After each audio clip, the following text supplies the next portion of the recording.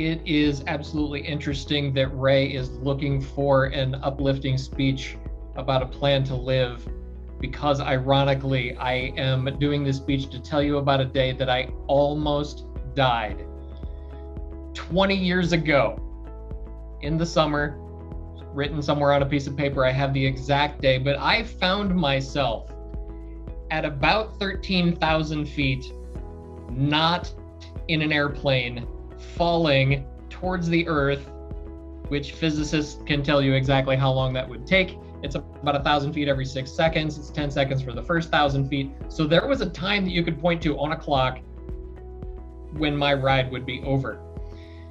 Now, whenever you find yourself in a situation like this, and it doesn't just have to be falling from the sky, it could be anything. You could be swimming, you could be public speaking, or as I was, you could be skydiving. I encourage you to take a number of steps to make sure that you have a plan to live, whether it be this or just your daily life.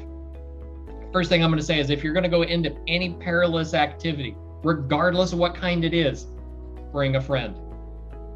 So as I realized I am falling and that it was one of my known associates who chucked me out of the plane, I take this moment to do the very first thing that they told me to do. Look left, look right. I have 2 instructors with me. Life is good. I am not in this alone. Now, I had spent the morning with these gentlemen in a classroom. They were telling me everything I needed to know about how this was going to go, how all of the equipment works, everything that was going to happen. And just in case I'm not paying attention to any of it, I have both of them right there with me, and it only takes one of them to save my life. But the first plan is for me to save my own life,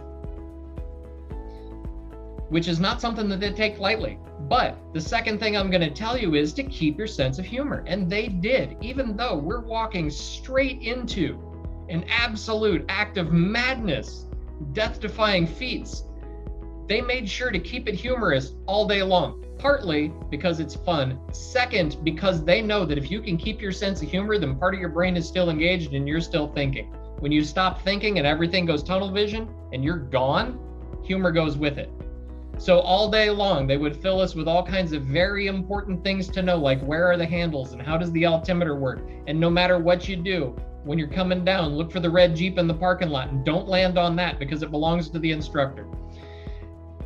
There are a number of other things that they tell you on the way up, including as you're approaching the door and one of your instructors grabs you by your shoulder straps and says, "I almost forgot to tell you the most important thing." And I'm like, "What?" And he said, "While you're falling, if one of your shoes comes off, kick the other one off as fast as you can." I'm like, "Okay, why?" He said, "So whoever finds it finds a pair." So keep your sense of humor. It's also important, speaking of even this person who's going to find your shoes, you need to begin with the end in mind. Before we get into the airplane, they actually have me stand at the very place where I'm planned to land. And you have an altimeter on the back of your hand, but it depends on air pressure. Air pressure changes all the time. So you set that to 0. It's the last thing I need, but it's the first thing I set.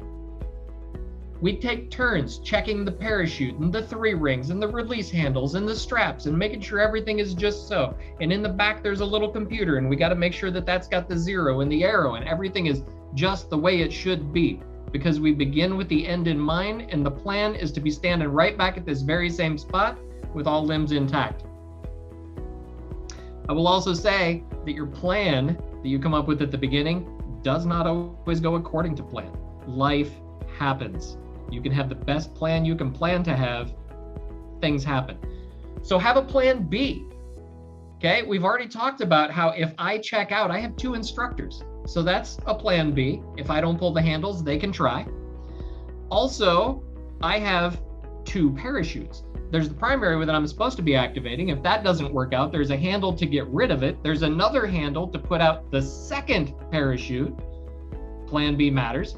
And that one has been checked by 3 different people and is under a safety seal to make sure that it's absolutely perfect, because it cannot be cut away and it will be the last chance you've got. However, if, and this almost gets to a plan C, if I don't pull the handle, if the instructor doesn't pull the handle, if I am completely not present mentally, Also, as we mentioned, there's a tiny little computer in the backpack, and it will fire the reserve for me. But that's a terrible option for reasons that we don't need to get into right now. But I will say that as you're going through these emergency procedures, and even if a parachute opens, it doesn't always open correctly, and it may put you into a position where you have to forswear all of your earthly experiences and say, just let me make it. There's also another person we haven't mentioned yet, standing on the ground. And his job for a new student is to scream at me through a radio that's strapped to the side of my helmet. I can't talk back to him because my hands are busy pulling strings. And he tells me before I go up, he said, I have a very bad accent.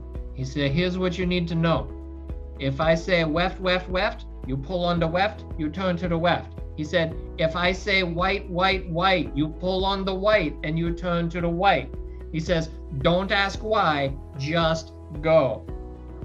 Okay, so coming back into our advice here, I will say be willing to accept expert advice even if it is difficult to listen to.